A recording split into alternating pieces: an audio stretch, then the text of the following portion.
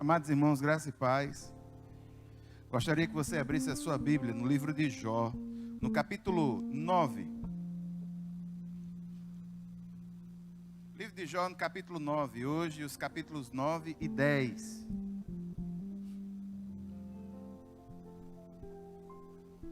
Irmãos, ler o livro de Jó e fazer as devocionais nele nos proporciona a que nós dialoguemos com aspectos da nossa alma, aspectos da nossa humanidade. Eu gostaria, inclusive, de alertar os irmãos que a partir do momento que os discursos vão tendendo ao final do livro, eles vão ficando mais intimistas, eles vão ficando mais sérios, eles vão ficando mais profundos, mais interiores. Na quarta-feira próxima passada, nós vimos aqui, e para gravar melhor, a gente viu Bildade, né? Bildade, aquele que vem sem piedade. E sem piedade, o que ele faz apenas sugeriu, Bildade, ele praticamente acusa Jó de pecados ocultos e, em cima disso, ele ainda utiliza os filhos de Jó como exemplo dessa justiça retributiva, que era a ideia teológica do momento, numa insensibilidade profunda. Ninguém deve, em tese, ter os filhos mexer, falar. É muito complicado isso, é muito complicado. Você vai abrindo aí, eu gostaria só de dar um aviso. No dia 22 de fevereiro haverá um seminário de sensibilização da capelania hospitalar aqui nessa igreja, às 19 horas. É gratuito. É um curso e o curso de capelania vai ser ministrado nos dias 16 e 23 de março no Hospital Edson Ramalho. Livro de Jó, no capítulo 9.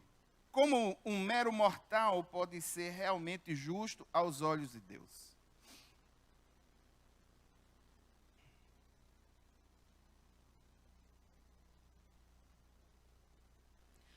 Livro de Jó, hoje nós vamos ver os capítulos 9 e 10. Jó vai responder a Bildade, que Deus é ao mesmo tempo justo e bastante temível para que o homem se aproxime dele. E isso faz com que Jó perca um pouco da sua esperança de levar sua causa diante do Senhor. O capítulo 9, mais especificadamente, o eixo central, está na pergunta que logo de cara Jó faz a Bildade na frente de todos, e é uma grande reflexão. Como é que um mero mortal ele pode realmente ser puro diante de Deus?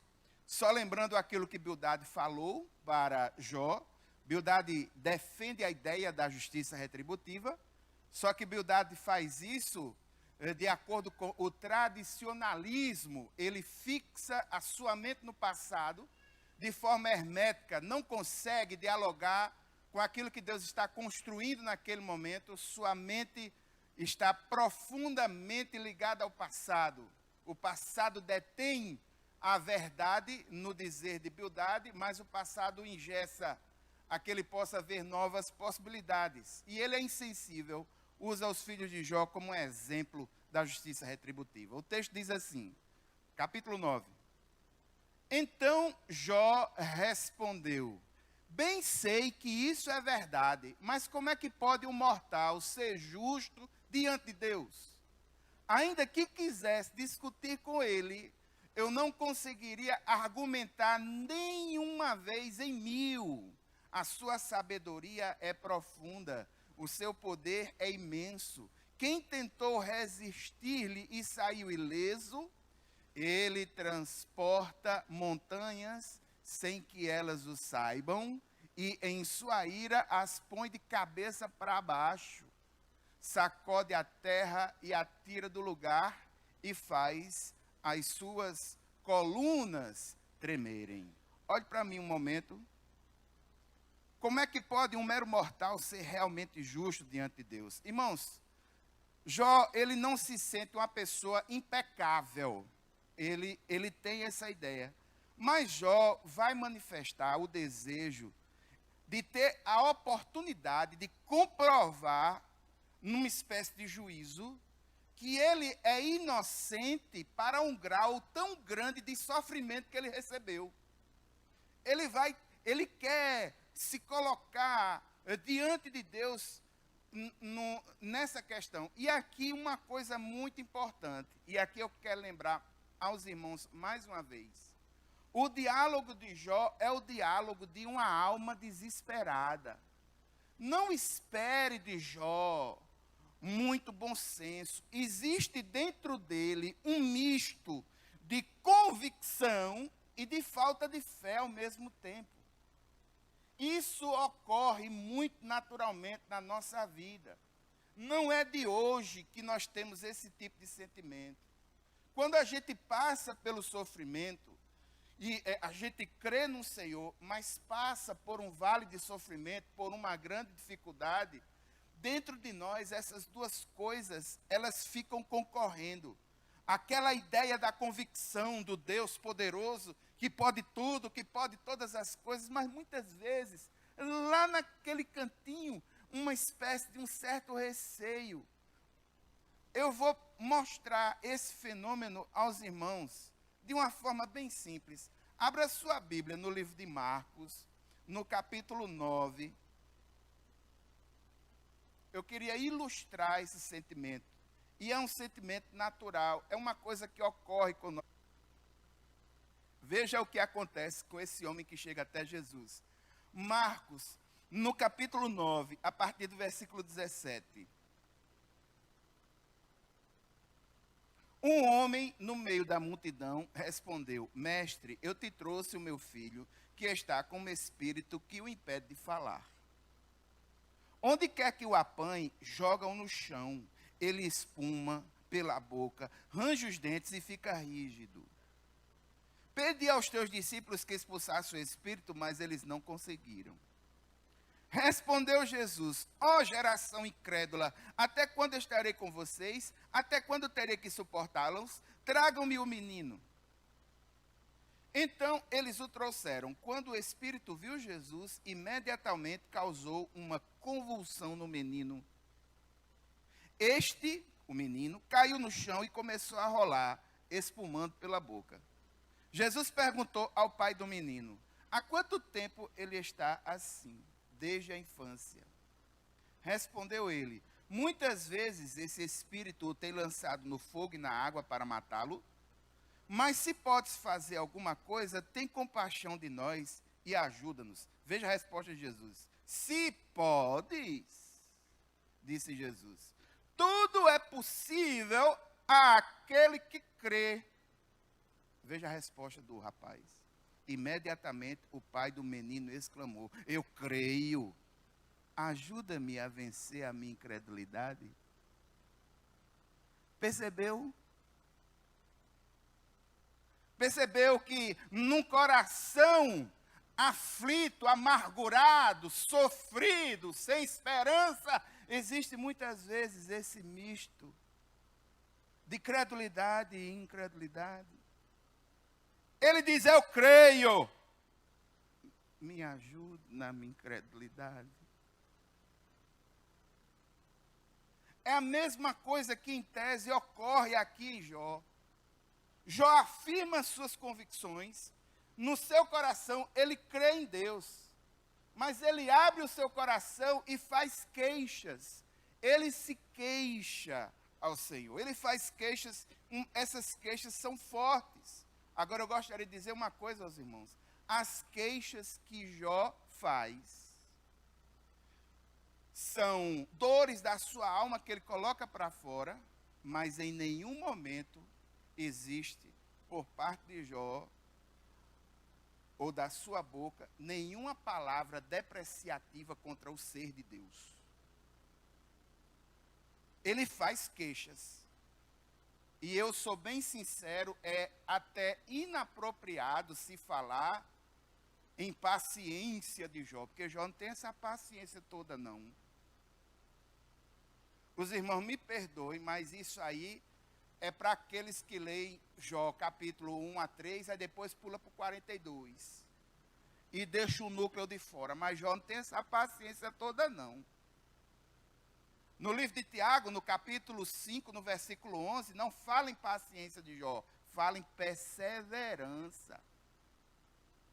E nesse sentido, de fato, Jó perseverou. E em dados momentos da nossa vida, irmão, saiba disso. Perseverar será a maior prova de fé que a gente pode dar. Porque muitas vezes os ataques vão ser tão fortes e tão grandes que perseverar, se sustentar, ficar, será a maior prova de fé que nós poderemos dar. A perseverança. Jó está desesperado. Ele se queixa de Deus, mas não abandona, não amaldiçoa. Ele vai na contramão daquilo que Satanás disse que ele faria, mas ele está agoniado. É mais sensato falar que Jó, ele persevera. Paciência, nessa coisa toda não. Veja do versículo 4, por exemplo. Quando ele começa a falar sobre Deus, versículo 4, ele fala com o coração temeroso. Quando ele começa a falar sobre Deus, ele diz: a sua sabedoria é profunda, seu poder é imenso. Quem tentou resistir e saiu ileso? Inclusive, ele utiliza uma linguagem forense. A partir daqui, como se estivesse no juízo, e como se Deus fosse um juiz, mais um antropomorfismo, atribuindo a Deus formas humanas. Como um juiz, Jó enxerga esse Deus e ele está numa encruzilhada. Tem convicção, mas não sabe lidar com a situação. Mas uma coisa é certa, ele louva ao Senhor e reconhece quem ele é. Dos versículos 5 até 10, a gente vê Jó enaltecendo a soberania e a grandeza de Deus. Nesse misto de falta de esperança, de falta de convicção, a alma abalada, em determinados momentos, ele afirma a convicção e a sua fé num Deus soberano. Veja versículo 5. Deus é Ele que transporta montanhas sem que elas o saibam, e em sua ira as põe de cabeça para baixo. É Deus quem sacode a terra e a tira do lugar, e faz as colunas tremerem. É Deus quem fala com o sol, e ele não brilha. Ele veda e esconde a luz das estrelas. É Deus que estende os céus e anda sobre as ondas do mar. Ele é o Criador das constelações. A Ursa, o Órion, as Pleiades, as constelações do sul. Ele realiza maravilhas que não se pode prescutar. Milagres incontáveis. Ele está glorificando o Senhor. Isso mostra traços de convicção no seu coração. Mesmo ele sem entender o porquê. Mesmo ele sem entender, ele louva a Deus. Jó declara um hino à grandeza do Senhor.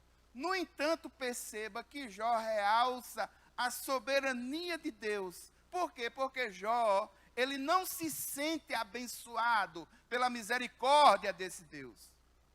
Jó não consegue perceber que o poder de Deus também é controlado pela sua bondade e pela sua justiça. Jó está no seu misto interior, reconhece a soberania, mas por causa do sofrimento, ele não consegue entender como é que esse Deus é bondoso. Mas ele reconhece Deus. Ele louva esse Deus.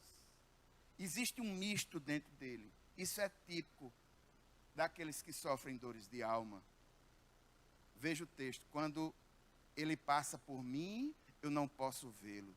Se passa junto de mim, não percebo. Se ele apanha algo, quem pode pará-lo? Quem é que pode dizer: o que fazes? Deus não refreia a sua ira. Até o séquito de Raabe encolheu-se diante dos seus pés. Jó está falando sobre a soberania de Deus. O versículo 12 é o núcleo. Se ele pega alguma coisa, quem é que pode parar ele? Ninguém consegue parar esse Deus. Ele é soberano. No versículo 13, a gente vê algo interessante. O séquito de Raabe. O séquito de Raabe, irmãos, Raabe não é a prostituta do livro de Josué, no capítulo 2, aquela que o Senhor livrou.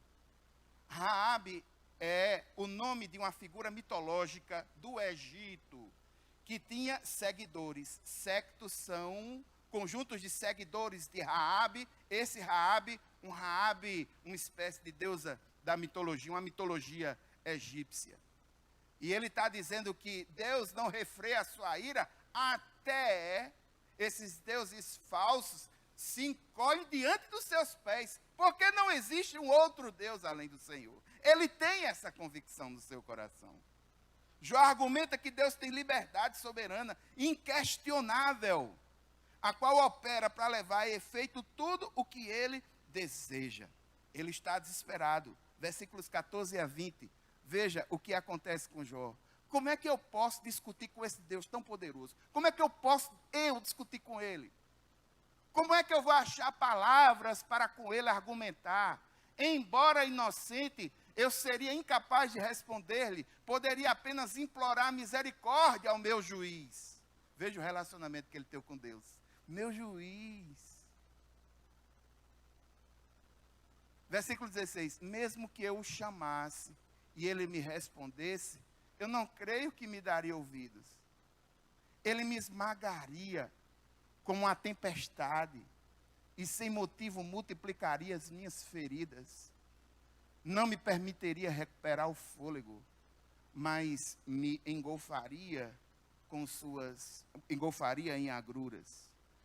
Jó está desesperado e meio cínico quanto à possibilidade da justiça de Deus para com ele. Veja o versículo 17, como é forte o sentimento. Ele me esmagaria. Veja o sentimento que Jó tem no coração a respeito de Deus. Eu não tenho condições, sei que sou inocente, mas se eu chegar no meu juiz desse jeito, ele vai me esmagar. Isso é queixa. Jó está se queixando. Ele vai me esmagar. Ele não vai sequer permitir que eu respire. Ele vai me esmagar. Essa é a ideia que Jó constrói no seu coração. Versículos 18 em diante. Não me permitiria recuperar o fôlego, mas me engolfaria em agruras. Recorrer à força? Ele é mais poderoso. Recorrer ao tribunal? Quem é que vai intimar Deus? Mesmo sendo eu inocente, a minha boca me condenaria. Se eu fosse íntegro, ela me declararia culpado. Na cabeça de Jó, agora, por causa da sua soberania, do seu sofrimento, do seu desespero, na cabeça dele, ele concebe um Deus irado. Um Deus que castiga sem causa e não deixa respirar. Versículo 18. Um Deus que se apoia na força, não na justiça, de acordo com o seu pensamento. Versículo 19. Um Deus que deixa ele sem esperança. Se eu fosse inocente, minha boca me condenaria. Se eu fosse íntegro, ele me declararia culpado. Um Deus que, no versículo 22, veja o desespero no versículo 21. Conquanto eu seja íntegro, já não me importo comigo, eu desprezo a minha própria vida. É tudo a mesma coisa. Por isso eu digo, ele destrói tanto o íntegro como o ímpio. Ele está colocando para fora. Versículo 21, ele mostra o seu desespero.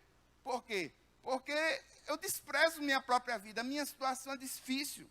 Versículo 22, ele acusa, ele se queixa de Deus, dizendo que seja justo, seja ímpio, ele destrói do mesmo jeito. É tudo a mesma coisa. Ele destrói tanto o íntegro como o ímpio. É um Deus que destrói indiscriminadamente. Versículo 23, Jó concebe um Deus que desdenha das pessoas inocentes.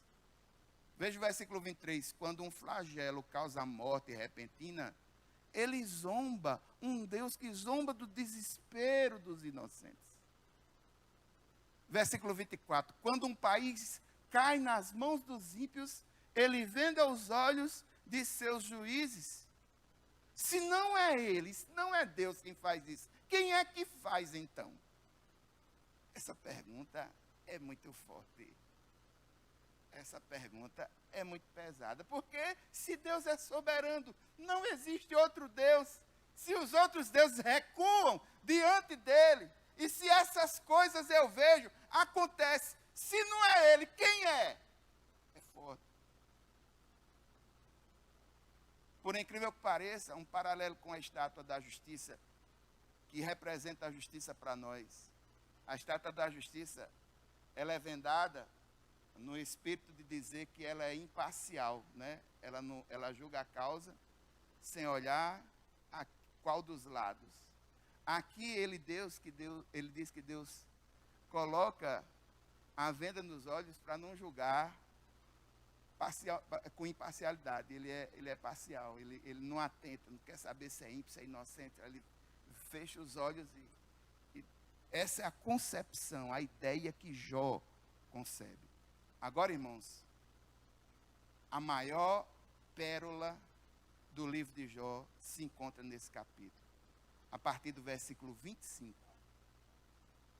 Por quê? Por causa do momento em que o livro de Jó é escrito, o raciocínio que o livro de Jó traz e a visão que Jó tem agora. Jó está agora pedindo um mediador entre ele e o juiz. Isso na história da revelação progressiva, sendo esse um texto patriarcal, isso é de uma visão teológica profunda. Ele se percebe desesperado, se percebe inocente em aspectos da sua causa, mas sabe que ele por si só é danoso, é mau, percebe que não consegue chegar a esse Deus e clama por um mediador. Versículo 25 a 35. Meus dias correm mais velozes que um atleta. Eles voam sem um vislumbre de alegria. Ele tem a percepção de que a morte está chegando. Versículo 26. Passam como barcos de papiro, como águias que mergulham sob as presas. Ou seja, rápido. Se eu disser, vou esquecer a minha queixa, vou mudar meu semblante e sorrir, ainda assim me apavoro com todos os meus sofrimentos, pois eu sei que não me considerarás inocente. Veja como Jó é sincero consigo mesmo. Versículo 27, ele está dizendo assim, olha, mesmo que eu fizesse assim, como todo mundo está dizendo, vou estar sofrendo, Jó, tá? Mas diga que creia, diga que sorri, diga que está tudo bem. Versículo 27, mesmo assim, eu não ia me considerar inocente, sabe por quê? Porque os meus sofrimentos estão aí, não vai mudar em nada o sofrimento. Eu não vou ser hipócrita nesse nível, nesse ponto. Jó lamenta a sua condição, percebe a morte chegando, ele cogita mudar de atitude, versículo 28. Uma vez que já fui considerado culpado, ou seja, agora não tem jeito mais não.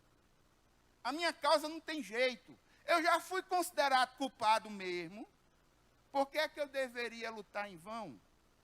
Mesmo que eu me lavasse com sabão e limpasse as minhas mãos com soda de lavadeira, tu me atirarias num poço de lodo, para que até as minhas roupas me detestassem. Jó segue se digladiando, sem esperança, lançando queixas contra Deus. Aí quando chega do 32 ao 35, ele diz, Deus não é um homem como eu, para que eu lhe responda e nos enfrentemos em juízo. Aí ele clama, se tão somente houvesse alguém para servir de árbitro entre nós, para impor as mãos sobre nós dois, alguém que afastasse de mim a vara de Deus, para que o seu terror não mais me assustasse. Então eu falaria sem medo. Mas infelizmente não é esse o caso. Ele não tem um mediador. Mas, irmãos, teologicamente falando, esse capítulo é tremendo. Deus é tão imenso que Jó sente a necessidade de alguém para ajudá-lo, para defender a sua causa. E aqui tem uma briga teológica. Tem muitos teólogos que não querem aplicar esse texto a Jesus Cristo como intermediador entre Deus e os homens. Por causa da condição histórica, do momento histórico e das realidades, base de onde esse texto está escrito. Me perdoe discordar, e não só sou eu que discordo, não. Tem outros teólogos que discordam. Olham para esse texto e diz, isso já é um recurso teológico na revelação progressiva, clamando por um mediador entre Deus e os homens, que atua na causa humana, que tem condições de fazer essa mediação e executar a justiça e a misericórdia de Deus de uma vez só. Só Jesus é quem pode fazer isso. Esse texto aponta para um mediador que é o Messias. Um texto pré-patriarcal, antigo, um texto em que você não vê nenhuma nuance de cultura judaica ligada à lei, você não vê falar de Moisés, não vê falar de Abraão, você não vê falar de promessa, você não vê falar de nada, você vê a necessidade de um mediador, alguém que esteja próximo, que tenha sofrido as dores, que saiba argumentar, que sofra junto comigo, que defenda a minha causa e que faça com que eu seja ouvido. É Jesus, meu irmão. Não tem para onde correr, não. O teólogo pode correr para o lado que ele for. É Jesus, meu filho. Você vende livro. Você pode ser o que for, mas essa lacuna é Jesus. É só Jesus quem pode preencher a lacuna entre Deus e o homem. Só Jesus. Só Jesus. Segue o texto, capítulo 10.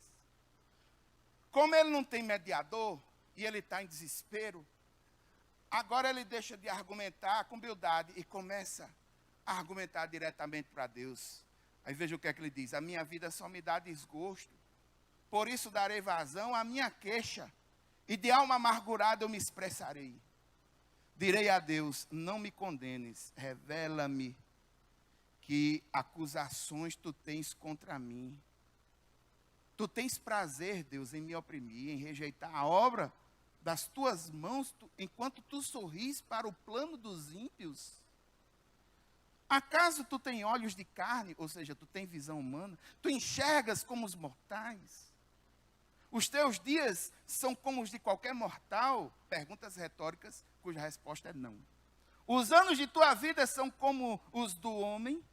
Versículo 6. Pois investigas a minha iniquidade, vasculhas o meu pecado, embora saibas que não sou culpado e que ninguém pode livrar-me das tuas mãos. Jó está abrindo o seu coração.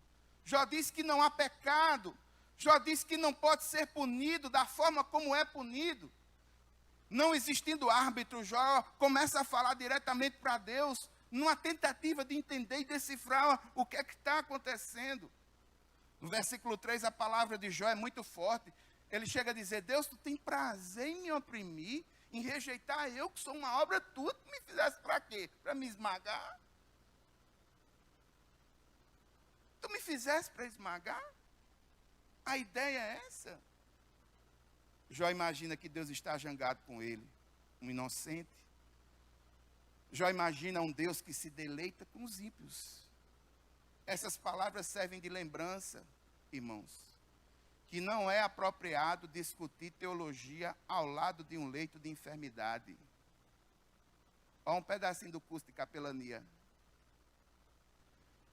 Quando você vai visitar alguém com a alma amargurada, leve carinho, compreensão, misericórdia e amor. Você não foi levado para lá para expor realidades ou tentar enquadrar realidades teológicas da vida de seu ninguém.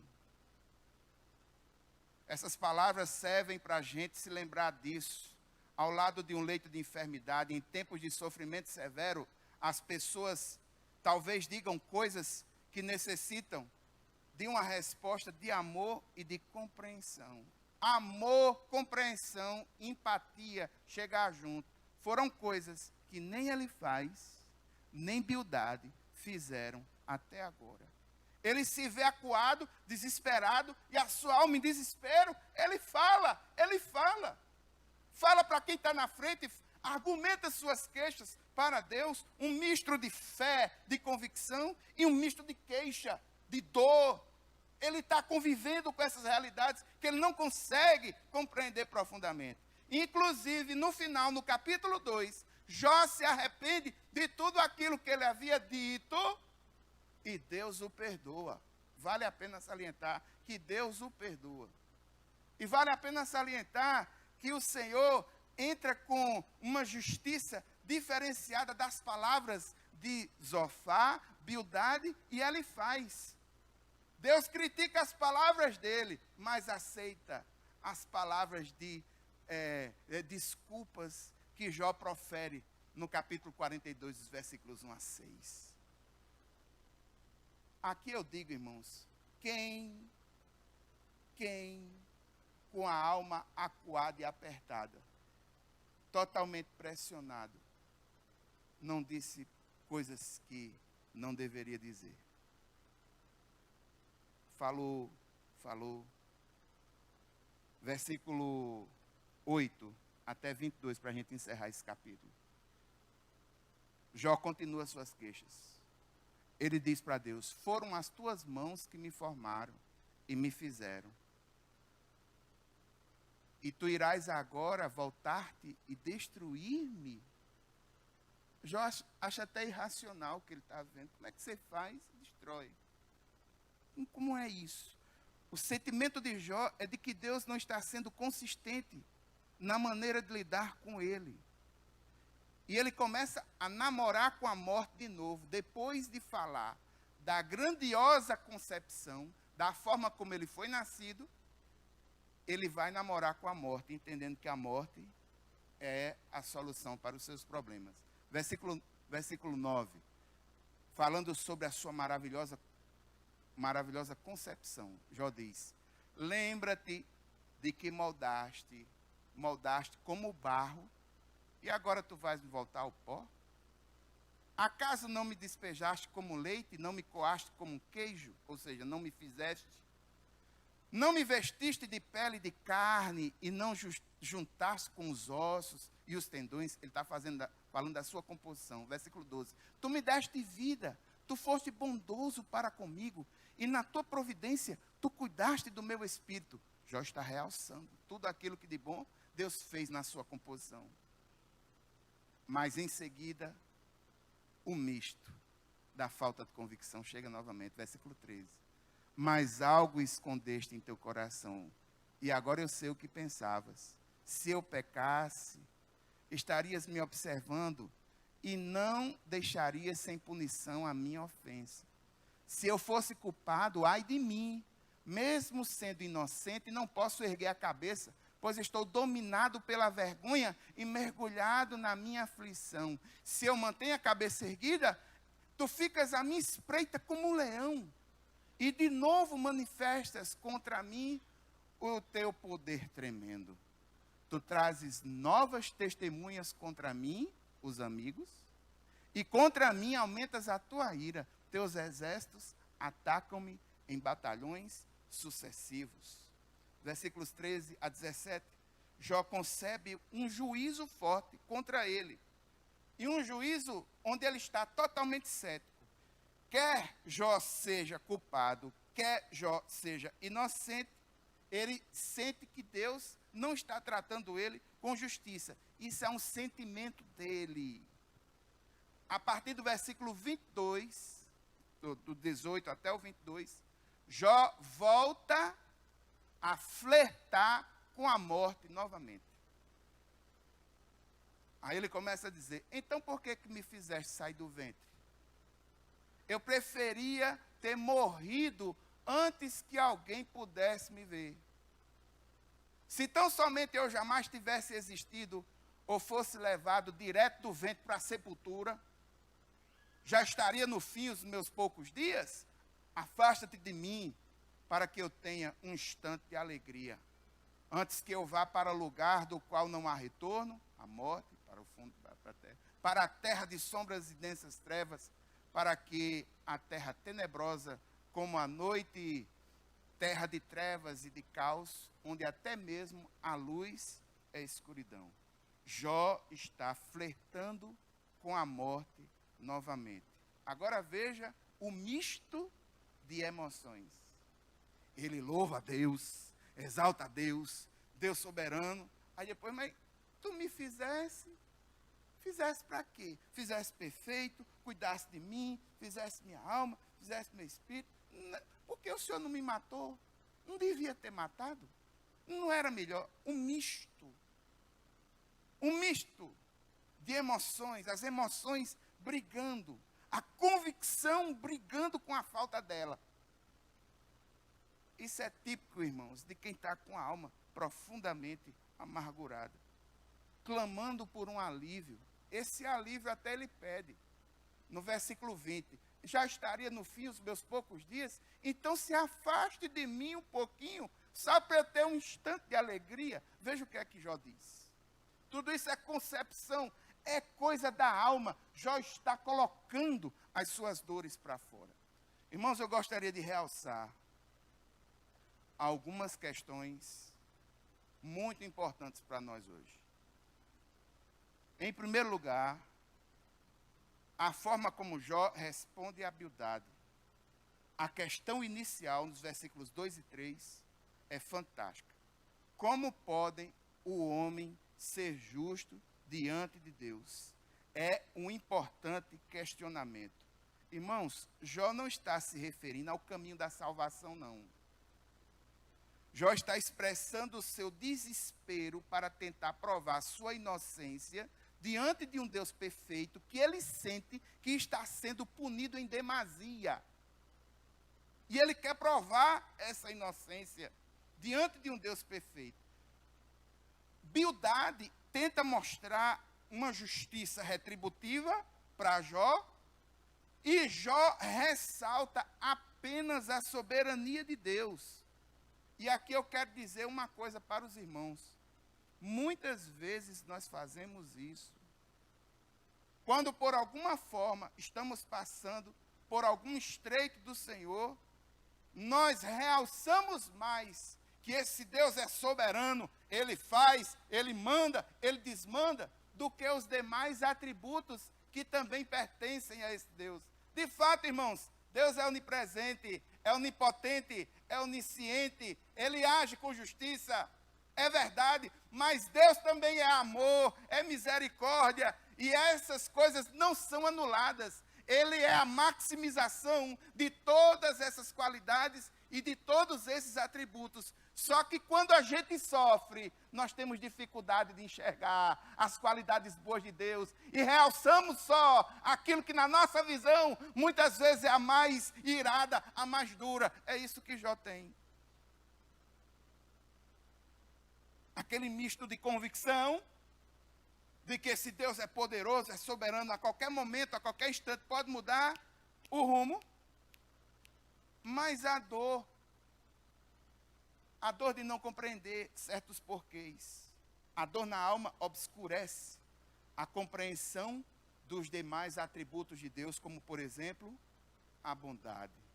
É muito comum as pessoas perguntarem, meu Deus, por que é que eu estou sofrendo assim? Eu já recebi causas e casos, irmãos, pessoas conversando comigo, aí elas chegam à conclusão delas, pastor, sabe por que é que eu estou sofrendo assim? A mão de Deus está sendo bem pesada contra a minha vida, é porque eu não estou dando o dízimo, e Ele está cobrando de mim. Sempre concebe na sua ideia, aquela ideia, daquele Deus carrasco, mas irmãos, faz parte da nossa humanidade, e o texto está aqui para nos lembrar de que de fato Deus é justiça, mas Ele é amor e é misericórdia. Mesmo que nesse momento a gente não entenda, isso não anula o que Deus é, e Ele é essencialmente amor. Deus é amor. A gente pode não entender no momento. A nossa alma pode se ferir, a gente pode só achar esse Deus irado, soberano, que é justiça, atacando a nossa alma. A gente às vezes só vê essa parte, e isso obscurece as demais qualidades desse Deus. Por força da dor na sua alma, Jó está concebendo um Deus que é arbitrário, um Deus que é injusto, e um Deus que não tem misericórdia. Ele está comparando Deus com os seus amigos. As mesmas coisas que ele vê em seus amigos até agora, ele de alguma forma compara Deus. Agora, irmãos, está vendo essa alma desse jeito? Lá no capítulo 19, no versículo 25, ele vai dizer: eu sei que o meu Redentor vive. A mesma pessoa. Esse misto, essa coisa, essa batalha interior. Agora, o brilho desse diálogo está no segundo ponto. A necessidade de um mediador. Irmãos, não existe cristianismo sem Cristo. E aqui eu gostaria de ressaltar algumas coisas muito importantes. Nós oramos, irmãos, com convicção, a gente coloca com convicção as nossas causas diante do Senhor. Quando essas causas, elas são atendidas, não foi por causa da intensidade da sua oração, nem por causa do que você fez ou deixou de fazer. Quando as orações, elas são respondidas, é por causa da misericórdia e da graça de Deus, que em seu grande e infinito amor ouviu o nosso clamor. Porque tem muita gente que pensa que consegue mexer alguma coisa aqui, ou fazer alguma coisa que chama de Deus a atenção, e que esse Deus age em função daquilo que ela faz. Esse conceito meritório, ele fere um conceito que para nós é importantíssimo, chamado graça. É a graça de Deus. O Senhor me aceitou não por causa dos meus méritos. O Senhor não aceitou você não por causa dos seus méritos, mas por causa dos méritos de Cristo e de sua cruz. Que pela fé nós temos acesso a essa graça em nós. Aí sabe o que é que acontece? Nós temos um evangelicalismo neurótico. As 7 semanas da oração. Venha para a sua bênção. Aí o camarada vai na primeira semana, ele vai na segunda semana, ele vai na terceira semana, ele busca, ele vai na quarta, ele vai na quinta, ele vai na sexta, aí a 7ª está vindo, a vitória vem, aí ele teve uma desinteria, não foi?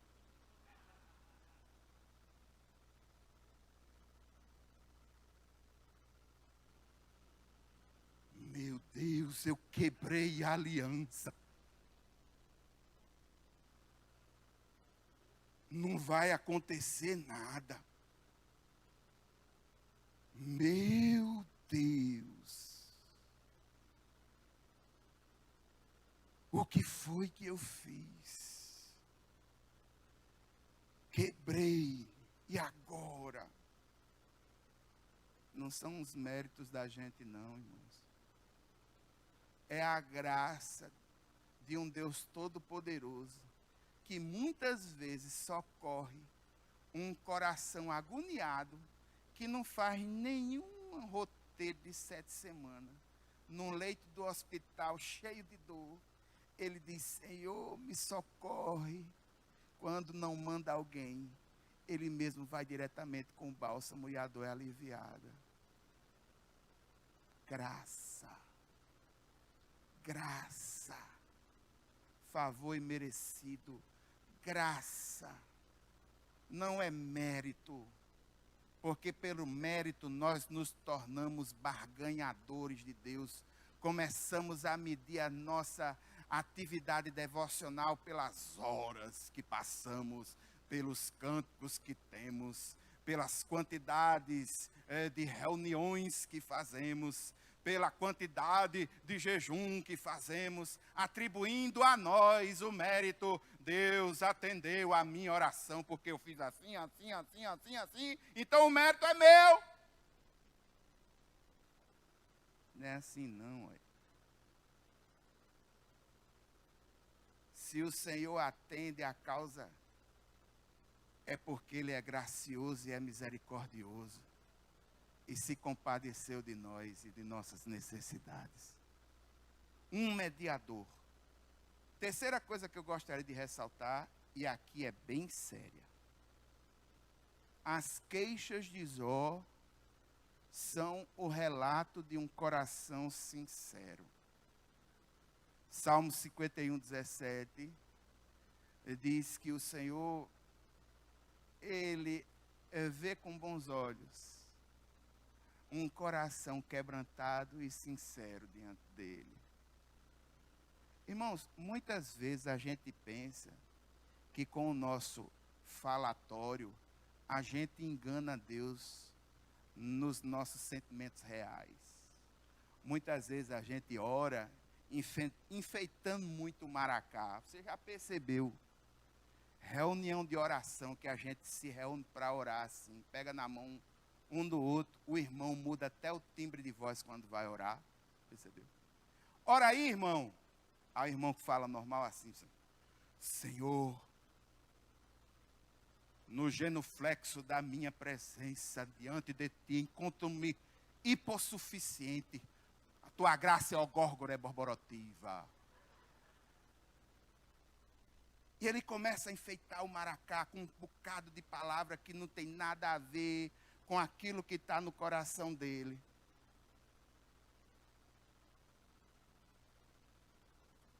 Irmãos, as reuniões de oração que eu gosto, e o momento de oração que mais apetece a minha alma é quando eu vou para o meu quarto, como eu fiz hoje. E eu estou muito feliz, porque graças a Deus eu tenho tido essa possibilidade, porque é uma dádiva, de entrar no quarto assim, conversar com o Senhor de coração aberto, como se Ele estivesse na minha frente, contando tudo aquilo que eu estou sentindo. Senhor, alivia um pouquinho aí, que o orçamento está se acabando, os remédios de papai é caro. Senhor, como é complicado às vezes, Pai. E com poucas palavras a gente vai derramando a nossa alma, o nosso coração. Às vezes a gente se percebe tão distante de Deus, e uma grande parte dessa distância é a gente mesmo que cria. Nós precisamos ser mais autênticos e mais sinceros em relação ao nosso coração.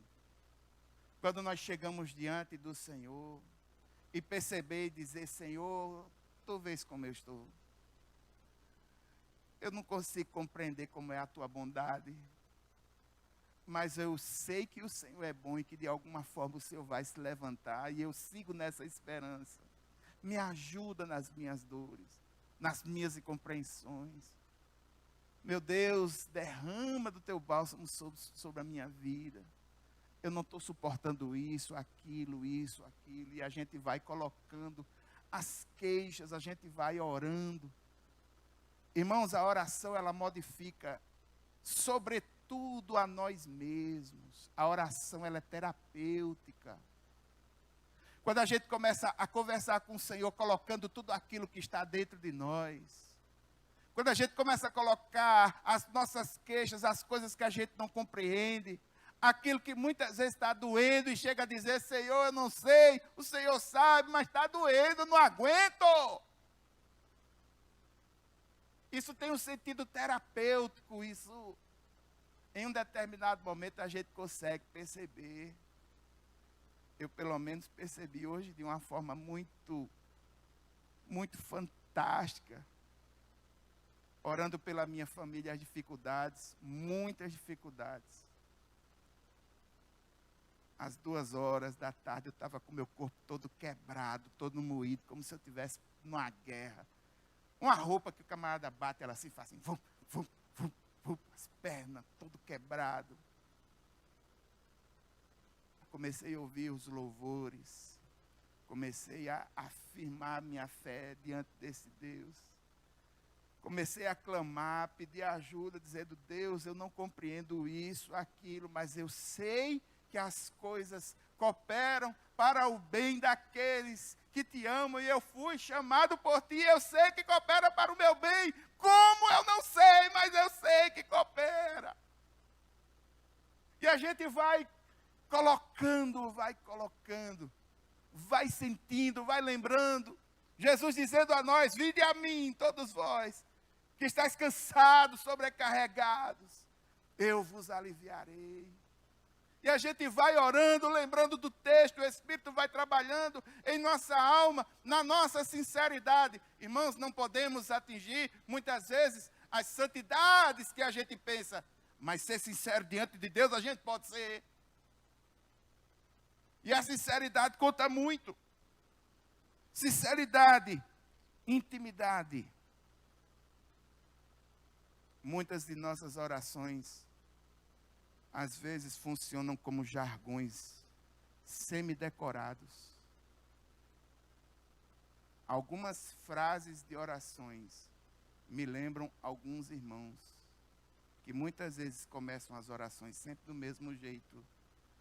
A gente reclama o tradicionalismo do outro, dizendo: só fez decorar o Pai Nosso, mas a gente tem um Pai Nosso dentro da gente, que toda vez que começa a orar é sempre daquele jeitinho, a mente fugida, sem ter foco. Jó me ensina uma coisa muito grande. Ele me ensina a ser sincero diante do Senhor, levando as queixas, as incompreensões.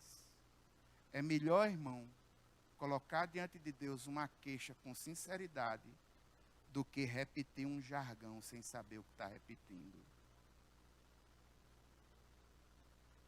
E tem muita gente que vive a sua fé repetindo jargões, repetindo frases, de uma forma alienada, sem saber o que estão dizendo, e vive a sua fé nessa fragilidade, falando coisas como se aquelas coisas que estão sendo faladas, em tese, fizesse algum efeito sobre a sua vida. Vai ser sempre vitória, sempre vai dar certo, sempre é assim. Irmão, se você gosta desse tipo de coisa, faça um curso de programação neurolinguista, sei lá, os negócios que tem aí do mundo.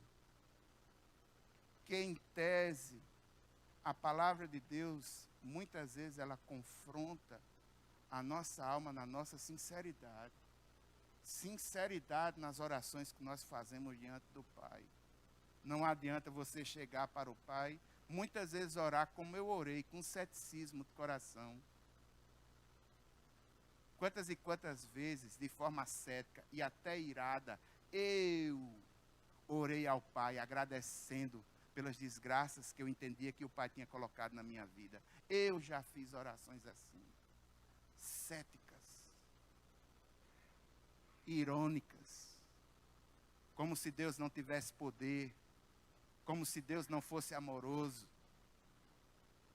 E depois percebo hoje, peço perdão a Deus pelo que falei, mas também percebo que eu não fiz isso sozinho. Teve gente na Bíblia que também fez. É por isso, irmãos, que a Bíblia é fantástica. Porque ela mostra todos os aspectos. Tanto os aspectos positivos, como os aspectos negativos da vida e do caráter das pessoas. Com Jó, hoje, eu aprendo a colocar minhas queixas de forma respeitosa, mas respeitar o meu coração. Senhor, eu não entendo, mas está doendo. E eu gostaria de colocar essa dor aos teus pés. Seja sincero na sua oração diante do Senhor. E aqui a pérola de hoje é o mediador. Jó não tinha esperança de um mediador. Não é a nossa causa. Nós sabemos que temos um mediador. Está à destra do Pai, intercedendo. Nós somos selados como Espírito Santo da promessa. Espírito que o texto de Paulo diz que geme com gemidos inexprimíveis. Então, meu irmão, não pense que com seu parlatório, com as suas palavras, você vai enganar a Deus na sua oração, que não engana não. Ele sabe o teu coração. Ele sabe se são expressões da tua alma ou não. Seja sincero diante desse Deus poderoso. Irmãos, nós vamos orar. Eu gostaria de orar por você, que muito provavelmente pode ter chegado essa noite com questionamentos no seu coração, dificuldades, coisas que ainda não consegue compreender plenamente. Porque, irmãos, a vida com Deus, ela tem algumas coisas muito interessantes. Lutero vai utilizar um termo em latim chamado abscondito. A gente sabe que Deus é um Deus revelado na palavra, um Deus que se revela, mas também é um Deus que muitas vezes se esconde. Quantos de nós já foi novo convertido? E o novo convertido, logo no início, aquele fogo, aquela garra, aquela vontade de buscar, aquela alegria, faz uma oração na terça, na quinta-feira a resposta. Mas não fica aí não, irmãos. O Senhor muitas vezes vai testar se Ele de fato é Senhor em nossas vidas. Aí num segundo nível, a primeira coisa que Ele faz é não se comunicar conosco. Quando eu digo não se comunicar, não é se comunicar pela palavra, porque aqui Ele fala. Mas é na oração, na intimidade, o Espírito Santo de Deus falando pela palavra ao nosso coração, lendo a nossa alma. Muitas vezes nós estamos com a nossa vida querendo ouvir a voz de Deus nesse nível, não conseguimos, o Senhor fechou a sua boca. E a gente fica, meu Deus, o que foi que eu fiz? Aonde estás? Por que é que tu não ouves mais a oração? Isso dói. Mas é um aprendizado do Senhor. O pastor Rick Warren, no seu livro Uma Vida com Propósitos, ele diz que às vezes o Senhor faz isso em nós, para que a gente valorize esse estar com Ele, e que veja o quão poderoso Ele é e tem sido em nossa vida. Até que chega um terceiro nível, que Jesus para nós é Senhor, é Salvador, e a causa dele é a nossa causa. Vivemos em virtude do seu amor e do serviço que Ele passou como missão para nossas vidas. Desertos.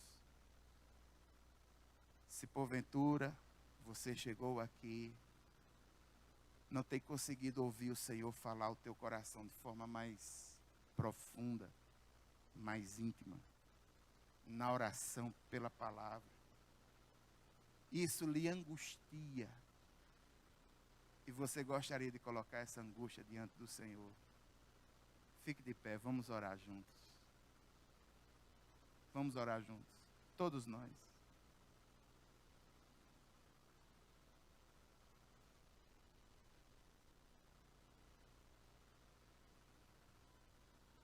Eu estou aqui, irmãos, com o corpo moidinho, todo quebrado, passei o dia orando.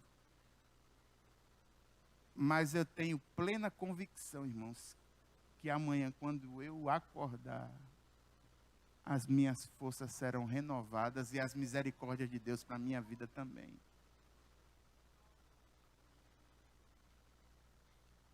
Dores, queixas, o que é que você gostaria de colocar diante do Senhor nessa noite? O que é que você gostaria de deixar aos pés da cruz que você não tem entendido? Qual é a situação? Será que a queixa que você tem contra Deus é: Senhor, eu queria ouvir mais a tua voz no meu interior, queria mais perceber pela palavra, gostaria de ouvir mais a voz do teu doce Espírito em minha alma? Não sei qual é o clamor, você sabe, mas eu convido você a, juntamente comigo, colocar nos pés do Senhor agora. Pai eterno e santo, Deus poderoso, nós nos unimos agora como igreja. Em primeiro lugar, Senhor, nós queremos pedir perdão pelos nossos pecados. Nós queremos pedir perdão, Senhor, pela nossa falta de sensibilidade. E muitas vezes pela nossa falta de sinceridade ao chegar diante de Ti, chegamos com frases feitas, versículos decorados, e não colocamos diante do Senhor aquilo que está na nossa alma. Muitas vezes não somos verdadeiros diante de Ti. Senhor, nos perdoa quando fazemos isso, Pai. E agora, aquilo que está na nossa alma, nós queremos colocar nos Teus pés. Senhor, é possível que alguém esteja chorando em sua alma porque não consegue mais ouvir a Tua voz falando ao seu interior. Meu Deus, meu Pai, em nome de Jesus, fala com essa pessoa. Fala com esse que chegou angustiado em sua alma, com questionamentos, com dores, cheio de porquês, sem entender absolutamente nada do que está acontecendo. Mas tem queixas, a alma dói, a situação é complicada. Às vezes até flertando com a morte, orando e dizendo: Senhor, retira a minha vida, porque não faz mais sentido algum. Eu me uno com esse e te peço, meu Deus, eu te peço uma renovação, uma restauração espiritual profunda, completa. Senhor, arranca da alma toda e qualquer sorte de sentimento de melancolia e de espírito de morte, que caia por terra no nome de Jesus. Senhor, restaura em nosso coração a esperança e a confiança, como Jó falou. Um dia o nosso Redentor se levanta. E nós queremos, Senhor, nessa noite, pedir que o Senhor restaure a esperança em nosso coração. E se não é pedir demais, Senhor, restaurar a alegria também. Nós queremos ter a alegria de Te servir, de Te seguir. Toda sorte de peso e de jugo, Pai, que saia dos nossos ombros, pois na cruz do Calvário tudo Tu levaste. Pai eterno e santo, Deus poderoso, eu quero clamar, Senhor, como a igreja agora. Eu clamo por um mover do Teu Espírito na nossa igreja. Eu clamo por um movimento de arrependimento na nossa igreja. Eu clamo, Senhor, por um movimento de avivamento nessa igreja. Um avivamento dos pequenos grupos. Que sejam pequenos grupos que se multipliquem levando vida. Um avivamento ministerial. Que os ministérios dessa igreja sejam alicerçados no amor, no serviço, na Tua misericórdia, na Tua graça. Que trabalhem com liberdade, ungidos pelo Teu Santo Espírito. Eu clamo por mim, clamo pelos meus colegas pastores, clamo pelo pastor Tomás, clamo, Senhor, por unção do alto, e clamo, Senhor, por sabedoria, para que a gente possa, Senhor, conduzir o Teu povo, para que o pastor Tomás conduza essa igreja e a gente possa ajudá-lo. Pai, eu quero clamar, Senhor, pelas congregações dessa igreja, que sejam congregações produtivas, e em nome de Jesus elas cresçam, e em nome de Jesus elas encontrem aquele aflito de alma, e apregoem o ano de libertação e de liberdade em suas vidas. Pai, eu quero clamar, Senhor, pelos grupos de louvor dessa igreja, pelos corais, pelo ministério infantil. Eu clamo, Senhor, pelo corpo diaconal. Eu clamo, Senhor, por aquele Teu filho que entra nessa casa e muitas vezes vem para ouvir a Tua voz. Senhor, Te revela a ele de forma profunda pela palavra. E que ele possa ser, Senhor, o mais breve possível, visitado pelo Senhor em sua alma. Meu Deus, meu Pai, eu me uno, Senhor, com as dores da igreja. Aqueles Teus filhos, Senhor, que estão desempregados, meu Deus, que estão com sua alma doendo. Meu Deus, em nome de Jesus, que esse ano seja um ano diferente para eles. Que a qualquer momento eles possam encontrar, Senhor, a sua porta de emprego. Senhor, aqueles que têm causas difíceis, tão difíceis, Pai, que eles estão como Jó, olhando para um lado, para o outro, não se veem com esperança alguma em sua alma. Meu Deus, meu Pai, eu Te peço, Deus, no nome de Jesus, que a solução venha para eles. Tu és a nossa solução. Tu és o nosso alívio. Tu és o nosso socorro. Tu és a nossa base. Tu és a nossa força. Independente de qualquer coisa, Senhor, nós queremos nessa noite dizer que nós te amamos. Que nós te amamos. Que o teu nome é glorificado. Tu és santo. Tu és poderoso. Tu és grandioso. Tu és amor. E no meu coração, Senhor, no nosso coração, nós nos apropriamos dessas convicções. Levantamos a nossa cabeça e seguimos adiante. Pai, muito obrigado. Porque o Senhor providenciou um mediador. Jó não tinha, mas nós temos. Jó não tinha, nós temos. Muito obrigado, Pai. Muito obrigado. Só há um mediador entre Deus e os homens. Jesus Cristo, homem. Muito obrigado, ó Pai. Nós oramos no nome de Jesus. Amém. A graça do Senhor Jesus Cristo, o amor de Deus, a comunhão e as consolações do Espírito Santo seja sobre cada um de nós hoje e sempre. Amém. Amém. Queridos, Deus abençoe vocês.